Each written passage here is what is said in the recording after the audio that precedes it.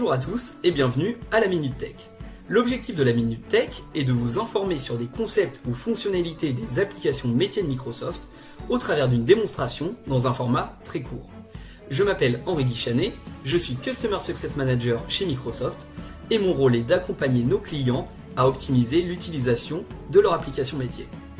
Le sujet que nous allons traiter aujourd'hui est Dynamics 365 Customer Insights, une application SaaS qui permet de charger et d'unifier de la donnée à partir de multiples sources et d'ensuite l'utiliser pour mettre en place des actions business concrètes. Cette vidéo fait suite à une première présentation faite par ma collègue Victorine que je vous invite à aller visionner si cela vous intéresse. Et donc, de mon côté, sans plus attendre, ce que je vous propose c'est de regarder à quoi ça ressemble au travers d'une petite démonstration. Et donc, on se retrouve à présent dans Dynamics 365 Customer Insights. Donc, on vient de créer notre compte, on est sur la page d'accueil, et première étape, charger de la donnée. Donc pour cela, on va aller sur la partie données, sources de données. Donc ici, on voit que j'ai déjà chargé deux sources de données, et je vais vous montrer comment en ajouter une nouvelle. Donc pour cela, on va donc ajouter une source de données, on choisit sa méthode d'importation. Donc en l'occurrence, ce qui va m'intéresser, c'est la méthode d'importation classique de données. Je vais choisir un nom pour cette source de données. En l'occurrence, je vais charger des données d'une caisse enregistreuse en magasin, donc un POS, donc je vais l'appeler POS. Je clique sur suivant, et j'arrive ensuite sur cette partie qui va me proposer de choisir mon connecteur ou ma source de données qui m'intéresse. En l'occurrence, j'aurais pu décider de me connecter à une base de données SQL Azure, à des objets Salesforce, à une donnée de type OData. Ce qui va m'intéresser, c'est plutôt un format de texte CSV, donc je vais choisir ce connecteur. Et une fois que j'ai choisi mon connecteur, je vais tout simplement renseigner l'URL où le fichier est stocké. Donc voici l'URL où mon CSV est stocké. Je clique sur suivant. Je vois bien mes données qui apparaissent sous forme de table. Je clique sur transformer les données pour pouvoir travailler sur cette donnée. Et petit à petit, ma donnée va apparaître dans ce format tableau sous format Power Query. Donc effectivement, j'ai les données qui apparaissent juste ici et je vais pouvoir travailler sur ma donnée. Donc par exemple, je vais pouvoir décider de transformer ma donnée. Ici, on voit que en ligne 1, j'ai mes en-têtes, donc ça c'est pas quelque chose que je vais vouloir. Je vais pouvoir la transformer très simplement, donc utiliser la première ligne pour les en-têtes. Et voilà, en quelques clics, je vais pouvoir effectuer du travail sur ma donnée. Et ici, on va voir que je vais pouvoir également modifier mon type de données. Donc là, c'est-à-dire par exemple, j'ai ma date d'achat. Le format est du texte, et non, ce n'est pas le cas, c'est plutôt une date. Donc juste en quelques clics, je peux décider de passer de texte à date-heure. Et donc, on va passer sur le bon type de format de données. On peut également faire la même chose pour un prix. Un prix ne va pas être un texte, mais plutôt un nombre entier ou un nombre décimal, ça dépend, un nombre décimal par exemple, etc., etc. Donc on voit en quelques clics, je suis capable de charger de la donnée et j'ai également une vue sur la qualité de cette donnée, très simplement. Donc là en l'occurrence, je vois que ma donnée est plutôt valide et qu'en fonction de mes différents éléments, des fois je vais avoir peut-être plus ou moins de doublons et ça je suis capable de le voir en quelques clics. Quelle est la qualité de ma donnée, quelles sont les potentielles erreurs, etc., etc. Une fois qu'on est bon, je renomme ma requête, donc en l'occurrence POS, et je clique sur enregistrer. Une fois que ma source de données est chargée, je dois seulement attendre quelques secondes pour que l'actualisation soit effective et que le statut soit réussi. Donc dans quelques secondes, j'aurai le même statut que pour mes deux sources de données précédentes. Une fois que j'ai chargé ma donnée, je vais pouvoir passer à l'étape suivante, celle de l'unification. Donc pour cela, je vais cliquer sur la partie unifier. Et ici, c'est tout l'intérêt de Customer Insights. On va pouvoir en 3 étapes unifier notre donnée quelles que soient ces différentes sources.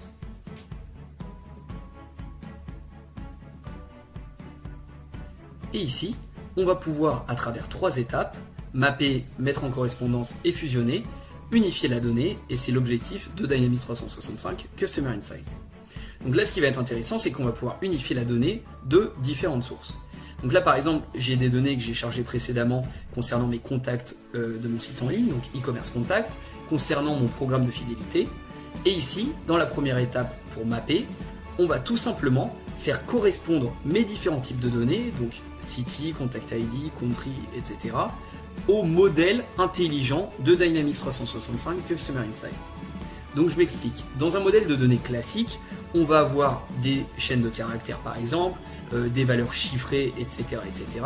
Le système va plus ou moins reconnaître si c'est des lettres, si c'est des chiffres, si c'est des valeurs booléennes, vraies ou faux.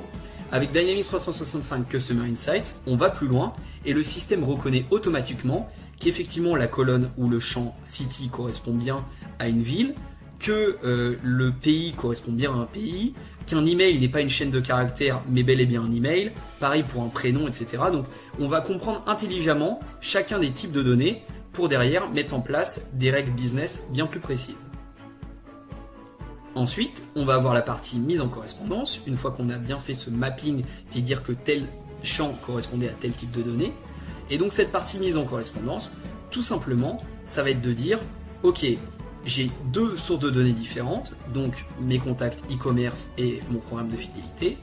Et là, je vais devoir dire, ok, entre ces différents types de données, peut-être que j'ai des choses qui vont se recouper. Donc en l'occurrence, pour cela, on va avoir des règles. On peut cliquer sur une règle pour voir à quoi ça ressemble juste ici. Là, je vais dire que, dans mon entité e-commerce contact, le champ full name va devoir correspondre également au champ full name de ma source de données Loyalty Customer. Et donc du coup, je vais choisir avec quelques clics quels vont être les différents champs qui vont devoir correspondre entre les sources de données pour m'assurer que Jean Dupont qui vient en magasin est bien le même Jean Dupont ou non d'ailleurs qui va commander en ligne. Et donc c'est avec ces différents critères, pareil pour les emails, qu'on va s'assurer que c'est bel et bien la même personne et derrière pouvoir procéder au dédoublonnage de la donnée. Pour chacune de ces règles, ce qui va être intéressant, c'est qu'on va pouvoir décider du niveau de précision. Par exemple, pour un nom, on peut décider d'avoir un nom de précision faible, car peut-être que le nom va être mal orthographié, et dans ces cas-là, une règle trop rigide empêcherait une bonne fusion. En l'occurrence, pour la condition 2, à savoir les emails, peut-être qu'il faut être beaucoup plus strict et ne faire fusionner les champs que s'ils sont exactement les mêmes. Donc il ne faut pas qu'il y ait de faute sur les emails, car globalement, en général, il y a moins de fautes peut-être sur des emails que sur des prénoms ou des noms de famille. Et donc une fois que j'ai mis en place ces différentes règles, je peux passer à la dernière étape, fusionner. Donc je vais aller juste ici, et cette étape concrètement va me dire ok, pour un champ donné, pour un code postal, une ville, etc., sur quelle entité je vais prendre la valeur. Donc par exemple, une fois que je vais procéder à la fusion, je vais en l'occurrence selon mon modèle d'organisation comme j'ai à présent, je vais dire que pour le code postal, la ville, l'état, etc., l'entité qui va faire foi c'est e-commerce contact, donc la source qui fera foi pour ma destination finale sera du e-commerce. En revanche, pour tout ce qui est contact ID, numéro de carte de crédit, le nombre de points de fidélité, je vais devoir prendre ma partie Loyalty Scheme comme valeur de référence.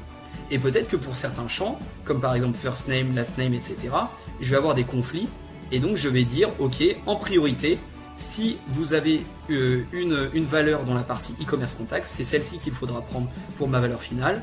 Dans un second temps, si on n'a pas de valeur, et c'est dans une seconde priorité seulement qu'on prendra le prénom pour le programme de fidélité. Donc on peut mettre des règles de priorité pour dire ok, pour tel ou tel champ, c'est telle ou telle source de données qui va faire foi. Et donc voilà comment ça fonctionne, et une fois que c'est bon, on n'a plus qu'à exécuter en fonction des différentes règles que je viens de mettre en place seulement avec quelques clics. Ensuite, on va imaginer que toutes mes données vont être chargées et unifiées, et je vais passer sur un environnement où j'ai un peu plus de données pour vous montrer à quoi ça peut ressembler. Et donc, ce qui va nous intéresser derrière, c'est de voir la partie segments et mesures. Donc, on va commencer par la partie segments.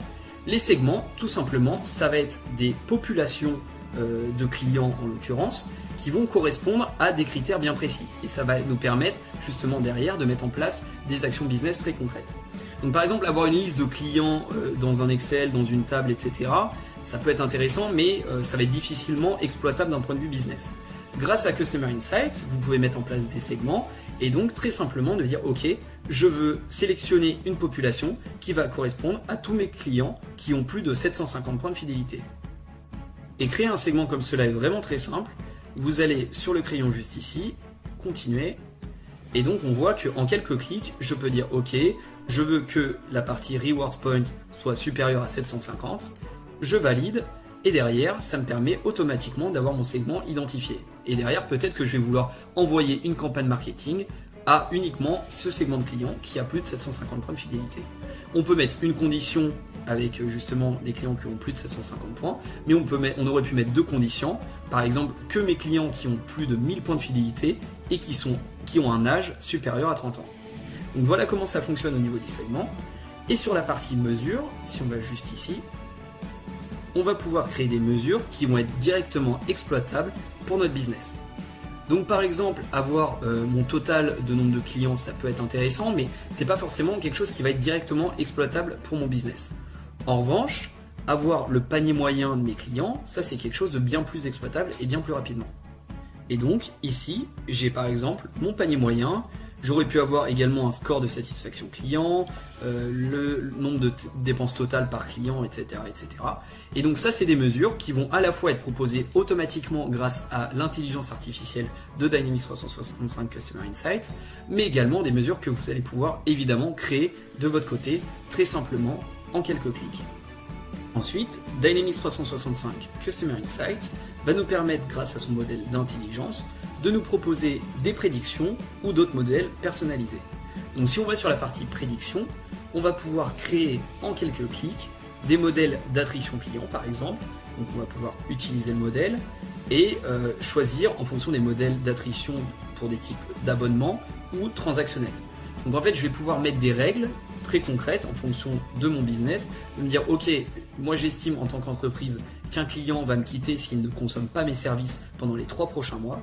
Et donc en quelques clics, je vais pouvoir avoir des alertes de la part de Customer Insight qui va me dire que ce client est susceptible de me quitter et de ne plus consommer mes services à 70% par exemple, en fonction de tel ou tel critère. Il va identifier son comportement et dire que peut-être que je vais devoir mettre en place des actions concrètes pour éviter que le client ne consomme plus chez moi. Donc ça c'est un modèle de prédiction qu'on peut mettre en place, mais derrière tous les modèles personnalisés peuvent être créés en fonction de mes besoins. Un autre élément intéressant va être la partie enrichissement. Donc la partie enrichissement, ça va être l'idée de vous permettre, en plus de toutes les données que vous allez importer dans Dynamics 365 Customer Insights, donc toutes les données de votre entreprise, de pouvoir les enrichir grâce à des données externes proposées notamment par Microsoft à travers le Microsoft Graph, concernant pourquoi pas les centres d'intérêt ou les marques préférées de vos clients.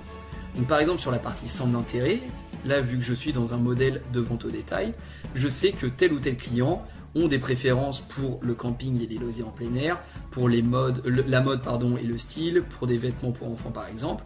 Donc ça c'est des données supplémentaires que vous allez pouvoir ajouter à votre donnée et enrichir le profil de vos clients. Et pareil pour les préférences sur les marques. Si je clique juste ici, je vais savoir que tel ou tel client a un niveau d'affinité élevé pour Amazon, Walmart, Costco, etc., etc.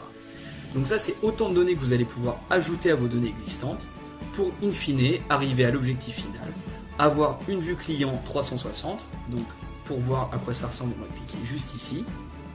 Et donc là, je vais avoir accès à l'ensemble de ma base client. Donc ici, je vois que j'en ai 2158.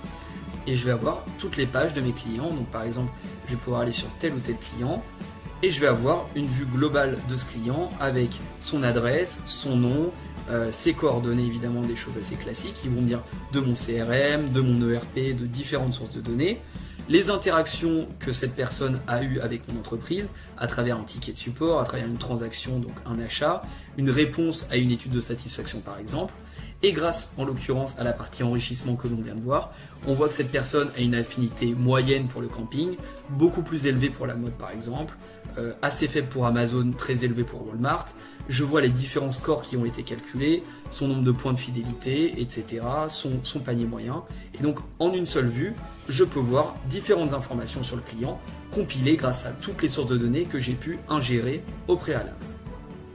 Dernière étape, et ça va être l'objectif final. Une fois qu'on a travaillé sur notre donnée, on l'a ingérée, on l'a unifiée, et derrière on a éventuellement créé des segments ou des mesures très concrètes pour nos métiers, on va pouvoir aller sur la partie export, et c'est ce qui nous intéresse le plus, pour pouvoir justement mettre en place des actions business très concrètes. Donc derrière, en fonction des segments que je vais avoir créés, des mesures que je vais avoir créées personnellement ou que le système va avoir créé pour moi, de mes modèles d'intelligence, de prédiction, de mes vues 360 clients, je vais pouvoir mettre en place par exemple des campagnes marketing avec Dynamics Marketing, je vais pouvoir alimenter mon CRM, je vais pouvoir faire une campagne Facebook Ads ou Google Ads, parce que j'ai justement identifié un segment particulier de clients de plus de 30 ans avec plus de 1000 points de fidélité, etc. etc. Donc on a des dizaines de connecteurs pour pouvoir mettre en place des actions métiers, que ce soit pour améliorer les ventes, mettre en place des actions marketing ou améliorer par exemple mon service client. Voilà, bien écoutez, j'espère que la session vous a plu. Afin d'améliorer la Minute Tech et pour que celle-ci soit la plus pertinente pour vous, n'hésitez pas à répondre à l'enquête de satisfaction qui prend moins de 5 minutes. Je vous souhaite une excellente journée et à très bientôt pour le prochain rendez-vous.